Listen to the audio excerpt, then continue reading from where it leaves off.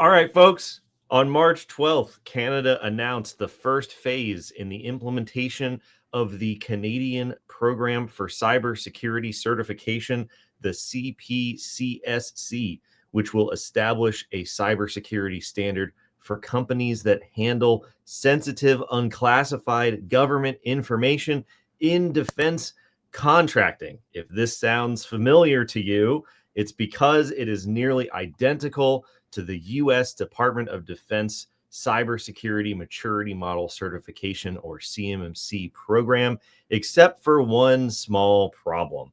The two programs evaluate different versions of the same NIST Special Publication 800-171 control baseline, and there is no evidence that there will be any reciprocity between the two programs whatsoever. And so there are two programs, two baselines, two different assessments, probably all for the same company and the same information system. And today we're going to talk about what's going on and what the DoD can do about this little problem they have on their hands. For the longest time, we were wondering when the next adaptation of CMMC would take place, when something familiar to the program would take place and go live, right? And I think one of the things that we were most curious about in the scenario, not just your outfit, but the thing that we were the most curious about in the scenario was, would they heed some of the warnings that were made as the program was being developed by the DoD, right? You've always referred to this as the canary in the coal mine. Would the next organization that adapts CMMC, would they kind of look into the sands of Christmas past, right? And they would see that this didn't work, or this didn't work, or these are the ways that we can avoid some of the roadblocks that took place in the first developed program that's gone live. And so that's kind of what I'm most interested to see as we talk about this. Yeah, so we're going to do a quick overview. We're going to talk about what you need to know at a high level. We'll talk about the disparity between the two control baselines, what we think DoD can do to fix the problem, and then some of our open questions about what Canada is going to do based off what we've seen the DoD already have to wrestle with in terms of the CMMC program. So really quick, an overview, as chance would have it, 7 things that you need to know about the CPCSC, Canada's iteration of the CMMC program. So suppliers seeking to bid or work on select government of Canada defense contracts may be required to have certification under the CPCSC. So the first thing, when you're handling and working with what they call controlled information, this includes protected A, protected B, and controlled goods information that is not classified. In the Canadian documents, the Canadian program, they use the term controlled information in place of controlled unclassified information, or CUI, which is used in U.S. standards, U.S. documents to U.S. programs. So CI, controlled information in Canada, CUI, controlled unclassified information in the U.S. Same concept, same type of data, same level of protection, same controls that are going to get applied to systems that are processing that information, but they stem from different authorities from the various governments. So we're talking CI, Canadian controlled information here. Same premise, less flashy of a nickname that goes along with it. Like you can't throw CUI on CI, so it's got to be like Kai. Yeah, I don't know. I don't know if we'll have any silly pronunciations, but there's plenty of time. There's still a lot of golf left, as there were. But yeah, we're talking CI, CUI. I'm pretty sure people are going to use these interchangeably, but that's the data type that we're talking about here. This program, number 2 here, this program has cybersecurity requirements that stem from derivative standards taken from NIST Special Publication 853. This should sound familiar. The requirements for this program come from NIST Special Publication 800-171 and NIST Special Publication 800-172, depending on what type of work you're doing, what the requirements are in the contract, the sensitivity level of the data that you might be dealing with. Same thing that we've heard before in the U.S. version in the CMMC program, applying controls and requirements from those documents to this controlled information that happens to be unclassified, that we would call controlled unclassified information in the U.S. So not a different standard, not their own standard. It is NIST SP 800-171 and 172. All righty. But different revisions, right? Yeah, so we'll talk about the revision issue, but at a very high level, that's where the requirements are coming from those documents, just like in the US. We'll get to the issue of the mismatch and the baselines after we cover the overview here. So, Okay. all right, let's get into the third part here. There are certification levels for the CPCSC program, just like there are for CMMC in the US. So the CPCSC's program's mandatory cybersecurity certification requirements are made up of 3 levels, just like CMMC. The levels are a little different though. CMMC level 1 pertains to the requirements that are prescribed in a FAR contract clause 52-204-21. That's not really what they're talking about with level 1 for CPSC. Here in Canada, which is where I am currently, if you couldn't tell, level 1 requires an annual cybersecurity self-assessment. There's no indication that there is a smaller or lesser baseline taken from 800-171 that applies at level 1. Level 1 pertains to self-assessments, according to the information that we have right now. Level 2 of CPSC requires external cybersecurity assessments led by an accredited certification body, right? So in the US, external CMMC assessments are run by C3PAO companies that you pay for your certification, and they are accredited by the Cyber AB, the cyber accrediting body, which runs the CMMC ecosystem. So here there's going to be a different accrediting body, different external assessors at level 2 of CPSC. For level 3, this is requiring cybersecurity assessments conducted by Canadian National Defence directly. This is just like CMMC level 3, where those assessments are conducted by DoD's DIBCAC auditors, actual DoD employees that work for the Defense Contract Management Agency. And those level 3 requirements are going to be pulling requirements from 800-172, just like CMMC level 3 will. So very, very similar in terms of the levels. There's no level 1 subset of requirements. It's just self-assessment. Level 2 is external assessment. I've advocated for a long time that CMMC should go away with level 1 because for a lot of reasons. I think it's a problem for the FAR Council. I think it should be a FAR rule. I don't think DoD should have to deal with it. So here they don't have that problem. It's just 171, 172, self-assessment level 1, external assessment level 2, 800-172 government assessment for level 3. Nice and clear. So instead of bifurcating at the CUI level, they're basically bifurcating at the level of certification, right? Yeah. Like well, not really. They're not splitting in half. They're just delineating at the level of certification. Trifurcating. Yeah. Sure. We'll call it trifurcating. I'm pretty sure that's a word. All right. Number 4, risk assessments. Risk assessments.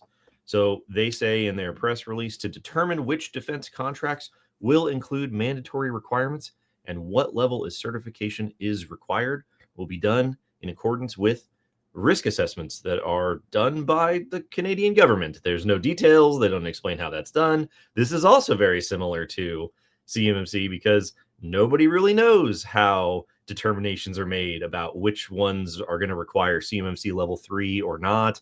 The Office of the Undersecretary of Defense for Research and Engineering apparently has some sort of guidance or book that they have, some sort of magical decoder ring that they use. They know, I guess, but nobody actually really has seen some sort of laid out methodology for how they're going to pick. So according to them, they're going to do risk assessments, and that's going to drive self-assessment, external assessment, level 3 assessment requirements in contracts. Sounds great, just like it does in CMMC. Nobody knows how it works, just like we don't know how it works in CMMC. All right. Number 5, contract clauses. Just like we're doing in the US, this is a function of terms that you agree to in your contract. So the accredited third-party assessors that are going to be conducting the assessments have to be accredited by the Standards Council of Canada as the sole accreditation body for the CPSC. And they say that these will third-party assessors will assess and certify level 2 cybersecurity certification requirements for suppliers. So a little bit of an issue here, right? The words sole accreditation body for the CPSC means it's not the Cyber AB. They have their own accreditation body. So now when we have this lack of reciprocity between the Canadian and US government, we've got two different accreditation bodies that now have to have reciprocity between each other. We've got two different NIST standards. There's multiple layers that are building up here that are going to prevent reciprocity from being an easy thing to do. So yeah, it's a function of contracts, just like CMMC will be a function of contracts. And when you have to use these external third-party assessors, they have to be the Canadian version of the third-party assessors. So we'll see how that's going to play out. Or certified to the Canadian standard, because like obviously there are differences right now between the two. So reciprocity is going to be harder to figure out, especially in the beginning. Yeah, absolutely. All right, number 6 here, the timing of the requirements. So this is going to start right now. It's starting right now. They released the press release on March 12th. They're in what they call their phased rollout, which we'll talk about in a second. But they say starting in spring of 2025, mandatory cyber requirements from the CPSC will be a part of certain defense-related RFPs. So it is rolling out right now. Now, that's the last thing to know. Number 7, just like CMMC, just like the DoD will do in the US, there is a phased rollout planned for the Canadian program. And they say the timing of the certification requirements will be introduced in phases, phase 1, phase 2, phase 3, and phase 4, just like CMMC. So phase 1, which is now underway, starting in March of 2025, there's a new cyber standard for levels 1 and level 2 that will be available for businesses. We got a copy of it. We'll link it below. We got a picture on the screen. We'll talk about the details here in a second. And there will be level 1 self-assess. There will be a level 1 self-assessment tool that will be launched and available online. TBD. We're in the phased rollout, but we don't have the tool yet. It's part of the phase, I guess. So be on the lookout for this level 1 self-assessment tool. Even for U.S. defense suppliers, their level 1 is a self-assessment against 800-171, not against the requirements in FAR 52-204-21. So if their self-assessment tool is really great, then there's no reason why you couldn't use it for your own self-assessment against 800-171. So I'm excited to see if they do it right, because a lot of self-assessment tools out there get it wrong. So they go on to say in phase 1, the Standards Council of Canada will start accepting applications from organizations that want to become certification bodies to support the evaluation and certification of standard compliance. So they're standing up their ecosystem of C3PAOs, if you will. We don't know what these are going to be called, but that's part of phase 1. They also say that support systems will be set up to help businesses get level 2 certification through third-party assessments. I've heard that there's money involved here. I've heard that there's funding for implementation and assessment. Don't know the details. They don't provide the details online. As far as I know, and anybody who's listening, anybody who checks out this video from Canada, let us know. I know of no pre-existing cybersecurity requirements in defense contracts, so they may be able to avoid this issue that we have currently in defense contracts where the requirements have been prescribed for a long, long time. Now there's a program showing up to verify that you've implemented them. Everybody goes, where's the money to implement these things? And the government goes, no, you don't understand. You already said you implemented them and we paid you. And now we've got a big problem on our hands. Doesn't seem to be an issue up north. I've heard there's money. I don't think any of those issues exist. But if we don't know, please educate us and inform us. So the one thing that stood out to me the entire time we were going over these 7 things to know, the main thing that stood out is when we got to the phased rollout, and it became more apparent as to what's happening. And to kind of back up your point as to, I don't think that there was pre-existing cyber requirements like there were assumed requirements when it came to the U.S. version CMMC, right? Because we're seeing all of the clauses essentially for the CMMC program are attributed to DoD compliance, all combined into this phase rollout, right? So you get your 7012, 7019 combination in the first phase, right? The self-attestation on or before no later than December 31st, 2017. Does that sound familiar? Now you have this phase rollout of 1 year where now these new things apply, which I think it makes it more logical for the offsetting and the spending and the implementation costs to be attributed to CPCSC as opposed to attributing those implementation costs as some like to do with CMMC. Would you agree?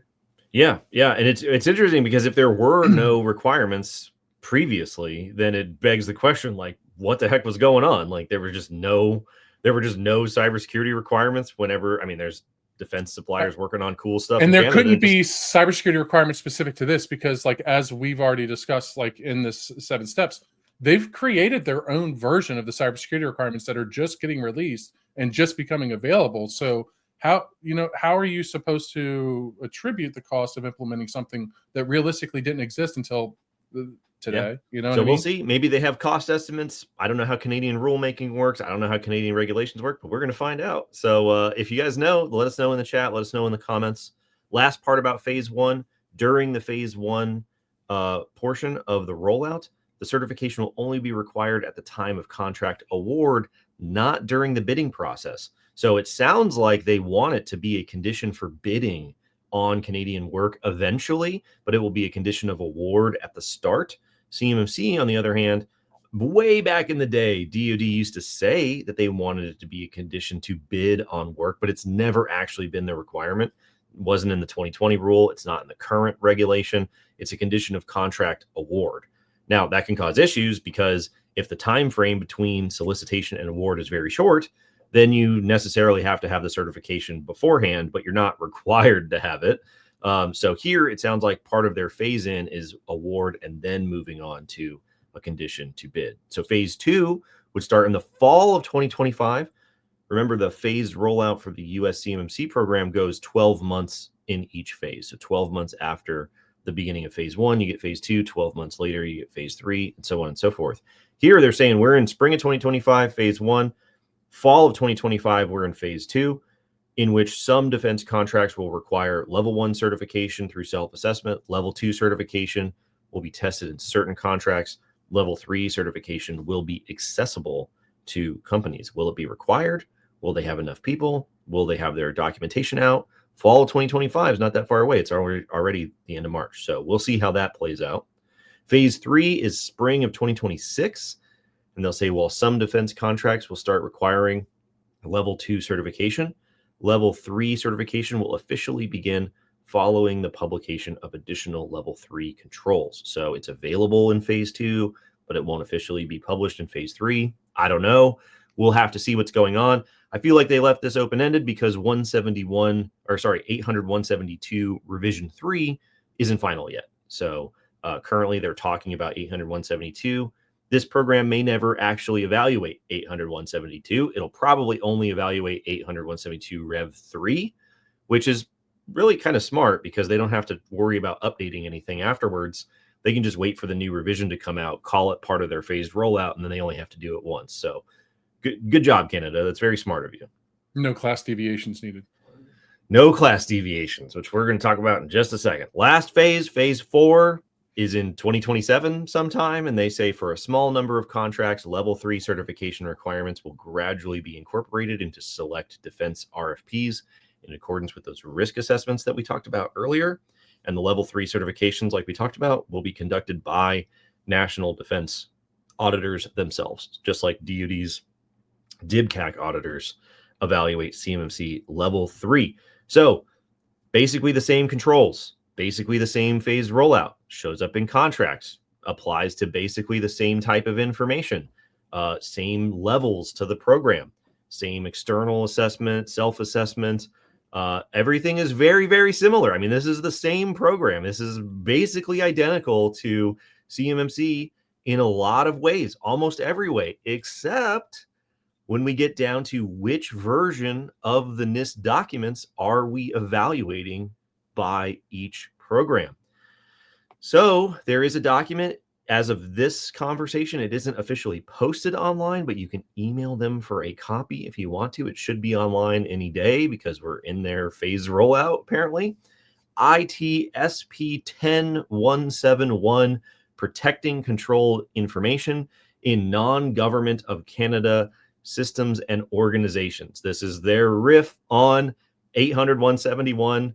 We did a control find and replace for a CUI, put in CI, so on and so forth. They're the same document. It is 800-171 revision 3. It is not 800-171 revision 2. According to the document, contractors who do work with the department, or sorry, this is not according to their document. We're gonna need practice on juggling which context we're talking about here. Okay, so in the U.S., contractors who do work with the Department of Defense are required to implement NIST SP 800-171 revision 2 requirements, thanks to a class deviation that was issued in May of 2024.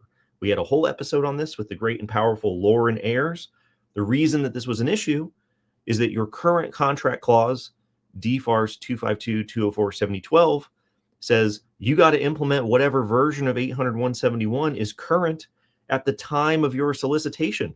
Rev 2, Rev 5, Rev 10, right? Whatever goes out, whenever the solicitation goes out, you just find the current version of the requirements, you implement that. That's very convenient for the government. It's very inconvenient for literally everyone else. And so when CMMC rulemaking was going on, it's required via the rulemaking process that you have to estimate time and impact and cost and blah, blah, blah, blah, blah. All this stuff you got to do. I don't know how they got away with it in 2016 when they did the 7012 rulemaking, but you got to do it now. And if you don't specify a revision, you can't make those specific estimates. So CMMC had to specify a revision. At the time rulemaking was going on, 800-171 revision 3 wasn't done yet, so they couldn't estimate it. So they pin it to 800-171 revision 2 in order to keep the conflict between DFAR 7012 and CMMC saying, hey, you need to implement Rev 3, but we're going to assess Rev 2. The DoD issued what's called a class deviation, which is essentially a standing waiver, standing guidance that says ignore the language in this contract clause, use this language instead. And that class deviation says you're going to implement 800-171 Rev 2 until we tell you otherwise. CMMC says we're going to verify CMMC Rev 2, and that won't change until CMMC rulemaking and the class deviation are updated via rulemaking in the future. So for US only suppliers only doing DoD work, you don't have to worry about Rev 3 for quite some time. But that's not the situation with Canada now. So like we talked about, CMMC contractors won't be required to implement and verify Rev 3 until the next round of CMMC rulemaking updates. And there is a sizable delta between 171 Rev 2 and 171 Rev 3. Some requirements go away. A lot of new requirements show up. We go from 320 assessment objectives in 171A for Rev 2 to 422 assessment objectives in 171A Rev 3.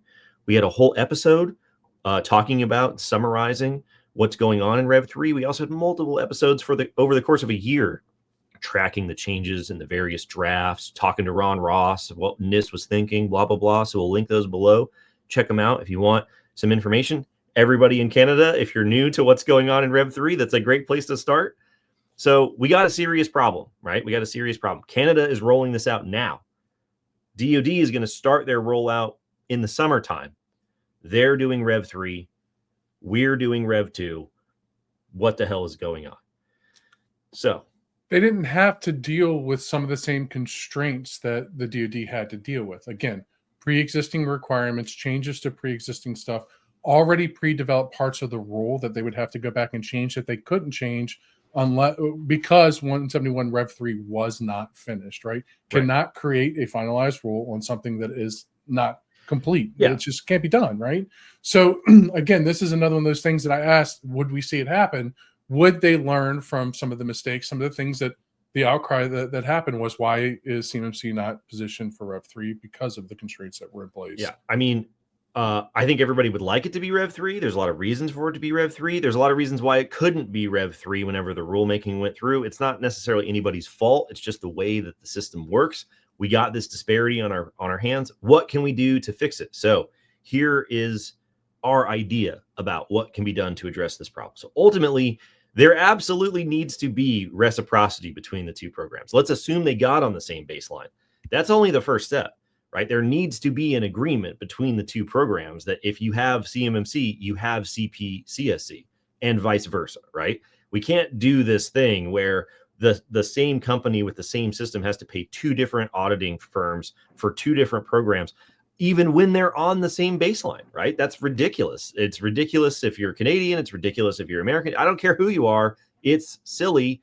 There needs to be reciprocity. But the first step towards getting reciprocity to happen is for both programs to evaluate the same baseline, right? Mm-hmm. If one evaluates Rev 2 and one evaluates Rev 3, it doesn't matter how much you want it to be reciprocal. They're not the same baseline, so they can't be. This is what we've talked about a bunch of times with ISO 27001 and NIST SP 800-171. A lot of people want it to be reciprocal, but it can't be because they're not the same baseline. So they're, by definition, they're not reciprocal, right? So DoD needs to get CMMC and DFAR 7012, perhaps with that class deviation, they need to get it caught up to 171 Rev 3 as soon as possible, because Canada's not going to go backwards, right? We're not going backwards. They won the Four Nations Cup. They're not going backwards, right? It's whatever. It's fine. It's a great watch if you missed it. But they're not going to go to 171 Rev 2. They're going to stick with 171 Rev 3. We have to catch up to 171 Rev 3. And we're in that process, right? We learned that as soon as that rule went final, that we were in the process of working on the improvements to catch us up to today.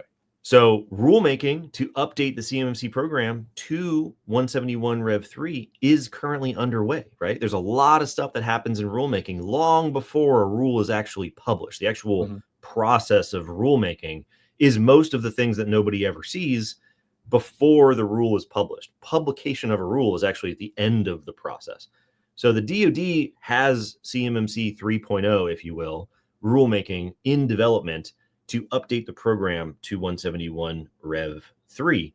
So I would assume that they're probably planning on publishing that rule as a proposed rule sometime the end of 2025, first half of 2026.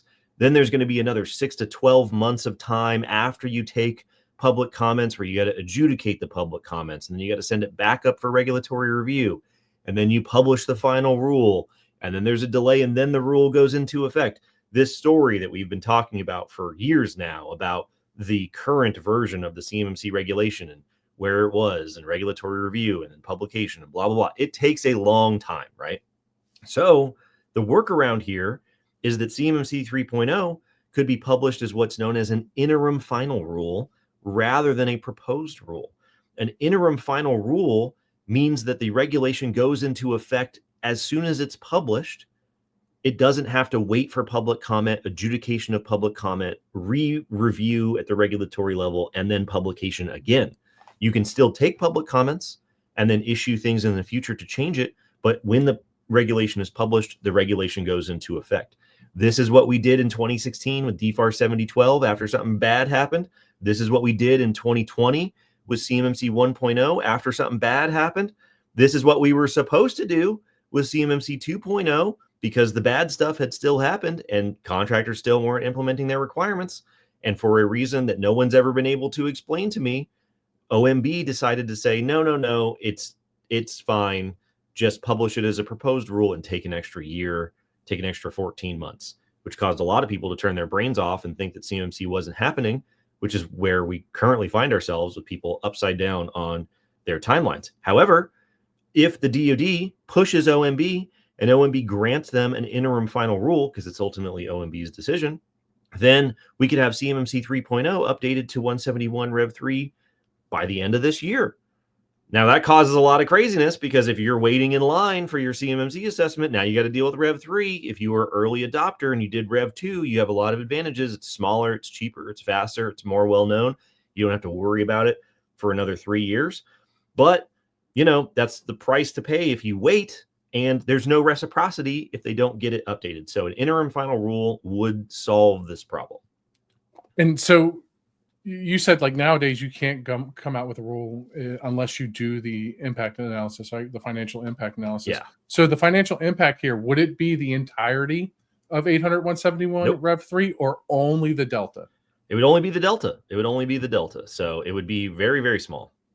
Okay.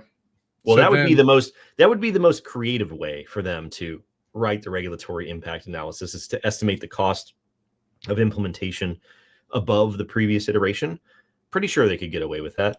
We'll have another episode in the future talking about rulemaking updates of all the various things, all the different irons that are in the fire. But yeah, there's a lot of reasons that they could go faster. There's a lot of reasons that they could make those estimates seem a lot smaller. But if they don't do that, right, if they just do a proposed rule at the end of 2025, first half of 2026, we're not going to get the first step to reciprocity with the Canadian program for years, if ever, right? It's just not going to happen. So I'm just in there before the posts that say that CMMC only costs this smidgen of costs that the DoD put out associated with the delta jump from Rev 2 to Rev 3. Yeah, I mean, we can get into all that about the fact that it's not actually CMMC that's it's just it, foreseeing blah, blah, blah. it, right? Yeah, Like, so there's other things that come, there's other baggage that comes along with the update to Rev 3, and there's other baggage that comes along with updating the CMMC program. But as far as the context of what are we going to do with our cousins to the north here, right? We got to be on the same baseline. And then if we're on the same baseline, hopefully we can kind of like, hang out again and like get some reciprocity going, for God's sakes. Okay, let's talk about the end here. There are some open questions here. I mean, this program is a little bit leaner. It's a little bit quicker. They got started before the US. They're on the updated baseline. They're doing a lot of great stuff here. But there's some questions that I couldn't find answers to based off the information that's come out so far. So first of all, 171 Rev 3, probably the biggest formatting change that you'll notice to Rev 2 is that it is very apparent that there are open blank spaces in the language of the various requirements known as organizationally defined parameters. When will you reset your password?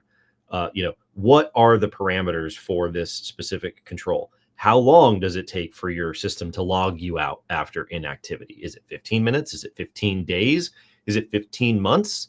What's the correct answer? Who gets to decide what the correct answer is? There's a lot of variability that can end up in these requirements from company to company, contract to contract, but they're all protecting the same information. So whose job is it to define these variables? They say in the ITSP 10171 control document, their version of 800-171, they say that the Cyber Center will produce a companion publication to use in conjunction with this publication based on NIST SP 800-171A. That publication will provide a comprehensive set of procedures to assess the security requirements. But in the interim, just use NIST SP 800-171A as the reference. Well, NIST SP 800-171A does not define the ODPs, and the language in 800-171, the Canadian version, is the same as it is in the US version. It just says ODPs exist. This is how they work. They need to be defined, and they're based on context. So there is no answer. And we know that DoD in the CMMC 3.0 rulemaking update will define ODPs for 171 Rev 3. The current CMMC regulation defines them for 800-172 because they're in there. What happens if Canada and the US are both on Rev 3, but they don't define the same ODPs? Still reciprocal? Maybe, maybe not. I don't know. We got to have lunch. We got to figure it out. We'll all go down to Timmy Hortons and figure out what the ODPs need to be. Right. So I don't know. I don't know what the answer is going to be. In this cases, it would supersede, right? Whatever the most stringent of the two requirements and the difference is, right? If it says that you have to reset every 3 weeks or 5 weeks, you're obviously going with 3 because it's the most stringent. I don't know. If we say that you got to lock out your systems after 15 minutes and they say you got to lock them out after 20 minutes, and then we say 15 minutes and they say 20 minutes, and then we just never agree, I don't know. Would the two accrediting bodies accept it? Would the two governments accept it? Why not just use the same ODP together? Can't we all come together and agree on what? Why can't we sit at a table and say, yeah, that sounds good. You say 5, I say 3, let's go 4. It shouldn't be difficult, but things the way they are in the world these days, I feel like it's going to be unnecessarily difficult. And that's all I'll say about that. Okay. Can you put tariffs on ODPs? Another question. Are they going to release scoping guidance? There's no scoping guide for CPCSC level 1, level 2, level 3. And so because they are using 800-171 and they replaced a couple terms in there to make it the Canadian version, they're still left with the infamous scoping verbiage from 171. These requirements apply to components of non-government systems that handle, process, or store control information, or that provide protection for such components. That phrase has bewildered people to this day because NIST has never defined what it means to say, or that provides protection for such components. And so we have this whole scoping guide that talks about security protection assets and CUI assets and specialized assets and contractor risk managed assets. And it's very helpful to know how to chop up your environment to say what's in scope, what's out of scope here, there, and this, because there isn't enough inherent guidance in these NIST documents or their Canadian versions to tell you how to scope your system. And so are they going to release their own scoping guidance? What happens if their scoping guidance is different than the American scoping guidance? Can it be reciprocal? Yeah. What if it's just Let me check my pockets here. The whole thing. I don't know. Nobody knows. Yeah, it's not subset, specifically broken down to where the data flow for CUI goes, right? Like in the applicability of that. What if it's just everywhere? Like Jacob's company's system has to meet these requirements. What happens if I say I got Canadian data over there and I got American CUI over here and the scopes are different, but it's the same baseline? Are they the same cert? We don't know. We don't know. We'll have to see. And then finally, are they going to release an assessment process guide like the CMMC program has the CAP, the CMMC assessment process guide? This is sort of like the last part of the three-legged stool that holds it all up. You got the requirements, you got the assessment guide, and then you got the assessment process guide. I haven't read anything about there being a specific assessment process guide. They only reference 171A, which is very helpful. That's a core part of the assessment, but how do you know if they're ready for an assessment? What happens during an assessment? What are the roles and responsibilities of the assessment? Who are the assessors? Who do they report to? How do they coordinate? Who's responsible at the company that's being assessed? What happens after the assessment? So on and so forth.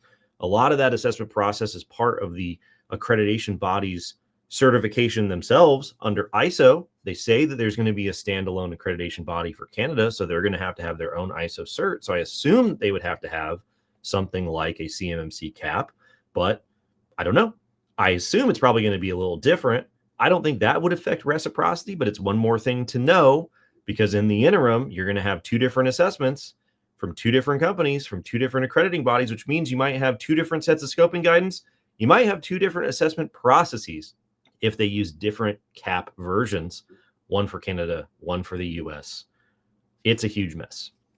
So just like trying to read the tea leaves and the way that the phase rollout is kind of set up here, it looks like that what they're doing is kind of using that phase rollout to buy time for ecosystem growth or development, kind of like the CMMC initial plan was to do, right? Like we're going to space it out so that we can grow to meet need and capacity, but also maybe develop some of those things, because that cap document that you're looking at realistically isn't required until they get realistically isn't going to come along until there's assessors that are certified based on their standard. Yeah. And because isn't that one of the documents that had input from our assessors or some, a point in time, right? I don't know. We talked about this briefly, international reciprocity and stuff. It kind of came up, and I had always heard that this was being coordinated. And from what I can tell at this point, I don't know when coordination stopped, but apparently I bet you that phase 2 that's coming in fall is some sort of like the joint surveillance, like stress test type era for the program itself, leading into spring when it's launched. And I would imagine by this time next year that all of these questions that you have are inevitably answered. Yeah, I mean, I hope so. They're sort of basic questions that pop out of what we've learned from CMMC, but now CPSC is sort of leading the charge here, and they're in a lot of ways they're ahead of the CMMC program because they're starting. In a lot of ways they're behind the CMMC program because they don't have the stuff to get started with outside of their version of 800-171. But ultimately, there's no reciprocity, and it doesn't look like that reciprocity is happening anytime soon. So if you are a American supplier doing Canadian work or vice versa, you got a problem on your hands that you're going to have to anticipate. I know when I was posting about this on LinkedIn, a couple of suppliers were commenting, and they were like, hey, we just figured they weren't going to be able to make this work. So we just planned on having to juggle two different baselines. And that sucks. Nobody should have to do that. Juggling one baseline is already enough work. So I really hope they get it figured out. Obviously, we're going to be watching it very closely. Any updates that are coming out, we'll do a show on, and then we'll go from there. And so subscribe, stay tuned in order to keep up with updates in Canada, in the US, and let us know if we miss anything, because there's a lot of things about the Canadian regulatory system that I don't know yet. That I would love to learn. And we'll keep our eyes on the updates, and see you next week. Au revoir, Canada.